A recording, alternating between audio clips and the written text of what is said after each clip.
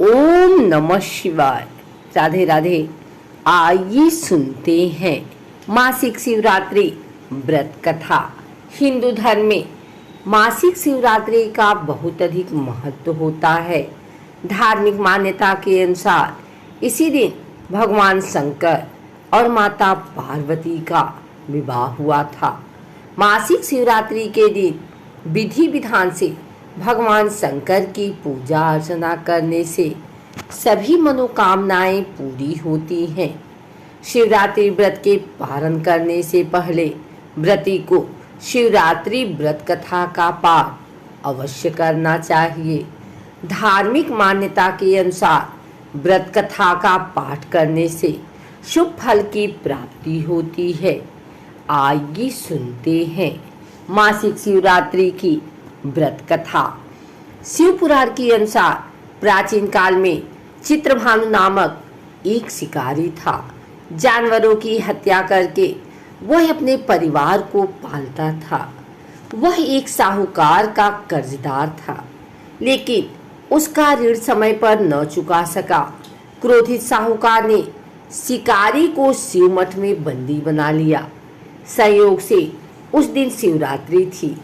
साहूकार के घर पूजा हो रही थी तो शिकारी ध्यान मग्न होकर शिव संबंधी धार्मिक बातें सुनता रहा। चतुर्दशी को उसने शिवरात्रि व्रत की कथा भी सुनी।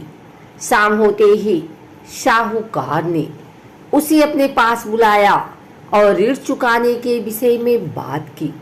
शिकारी अगले दिन सारा ऋण लौटा देने का वचन देकर बंधन से छूट गया। अपनी दिनचर्या की भांति वह जंगल में शिकार के लिए निकला, लेकिन दिन भर बंदी गृह में रहने के कारण भूख प्यास से व्याकुल था। शिकार खोजता हुआ वह बहुत दूर निकल गया।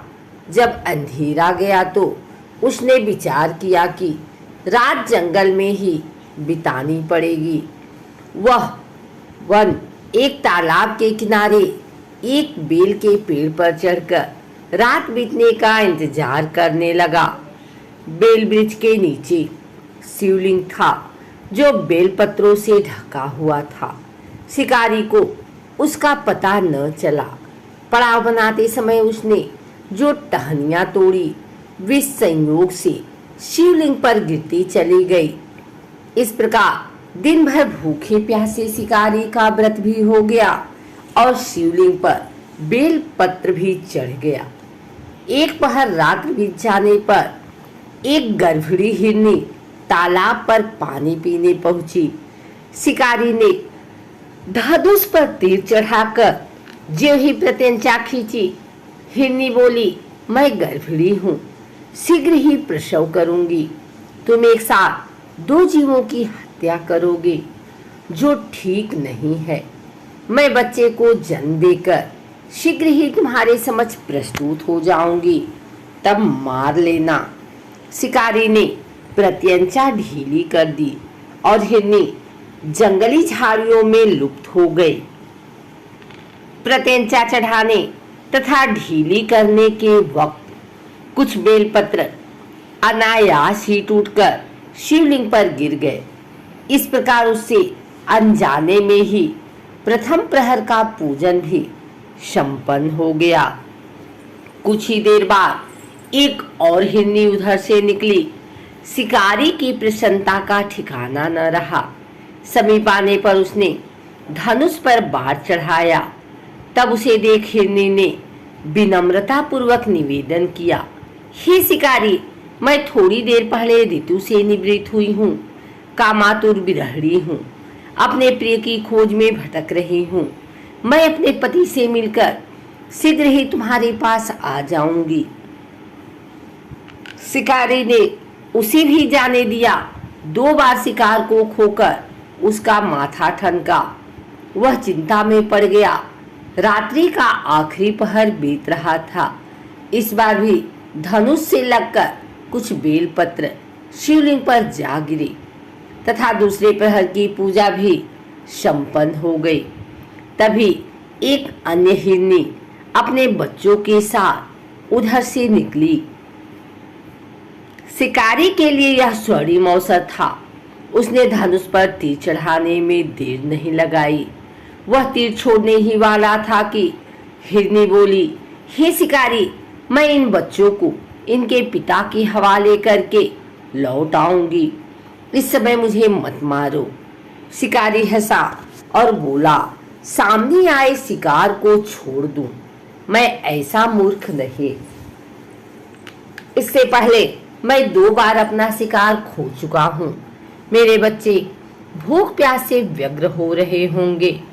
उत्तर में हिरनी ने फिर कहा, जैसे तुम्हें अपने बच्चों की ममता सता रही है, ठीक वैसे ही मुझे भी। हे शिकारी, मेरा विश्वास करो, मैं इन्हें इनके पिता के पास छोड़कर तुरंत लौटने की प्रतिज्ञा करती हूँ। हिरनी का दीन स्वर सुनकर शिकारी को उस पर दया आ गई। उसने उस मृगी को भी जाने दिया। शिकार के अभाव में तथा भूख प्यास से व्याकुल शिकारी अनजाने में ही बेल वृक्ष पर बैठा बेलपत्र तोड़ तोड़ कर नीचे फेंकता जा रहा था। पाँव फटने को हुई तो एक हृष्ट पुष्ट मृग उसी रास्ते पर आया। शिकारी ने सोच लिया कि इसका शिकार वह अवश्य करेगा। शिकारी की तनी प्रत्यंचा देखकर मृग विनीत स्वर में बोला, हे शिकारी, यदि तुमने मुझसे पूर्व आने वाली 3 मृगियों तथा छोटे छोटे बच्चों को मार डाला है तो मुझे भी मारने में विलंब न करो, ताकि मुझे उनके वियोग में एक क्षण भी दुख न सहना पड़े। मैं उन हिरनियों का पति हूँ। यदि तुमने उन्हें जीवन दान दिया है तो मुझे भी कुछ क्षण का जीवन देने की कृपा करो। मैं उनसे मिलकर तुम्हारे समक्ष उपस्थित हो जाऊंगा। मृग की बात सुनते ही शिकारी के सामने पूरी रात का घटना चक्र घूम गया। उसने सारी कथा मृग को सुना दी।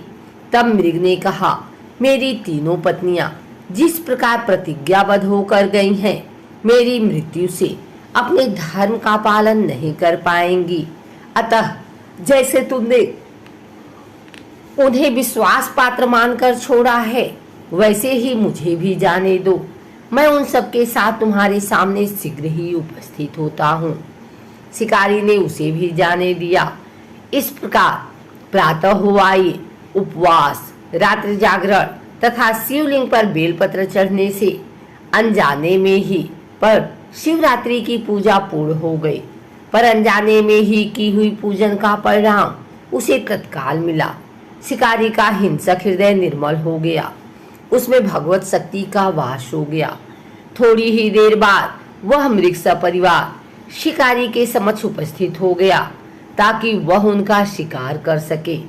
किंतु जंगली पशुओं की ऐसी सत्यता, सात्विकता एवं सामूहिक प्रेम भावना देखकर शिकारी को बड़ी ग्लानि हुई। उसने मृग परिवार को जीवन दान दे दिया। अनजाने में शिवरात्रि के व्रत का पालन करने पर भी शिकारी को मोक्ष की प्राप्ति हुई।